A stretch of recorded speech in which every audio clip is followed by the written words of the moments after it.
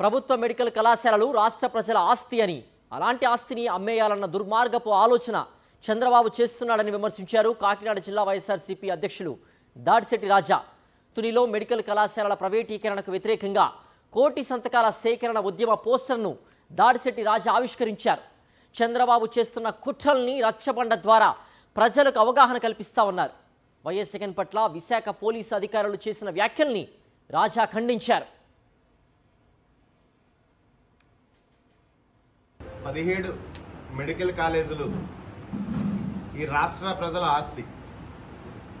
Private పరం చేస్తాను అని చెప్పేసి చంద్రబాబు నాయుడు గారు భీష్మించు కూర్చుని ఆల్రెడీ తన కార్యాచరణ ప్రారంభించిన పరిస్థితి మనం చూస్తున్నాం. ఈ రాష్ట్రంలోని 2 జిల్లాలకు ఫ్రాంచైజీ చొప్పున ఫ్రాంచైజీల మోడ్లో తయారు చేసి వాళ్ళ సిండికేట్ల ద్వారా అడ్డంగా మార్కెటింగ్ చేసుకునే పని, డబ్బులు సంపాదించుకునే పనిలో, వేలాది కోట్లు సంపాదించుకునే పనిలో ఈ ప్రభుత్వం ఉంది తప్పిస్తే ప్రజారోగ్యం పట్ల కానీ, ప్రజలకు సంబంధించిన విద్య పట్ల కానీ, వైద్యం పట్ల కానీ చిత్తశుద్ధి అయితే ఎవరికి లేదు.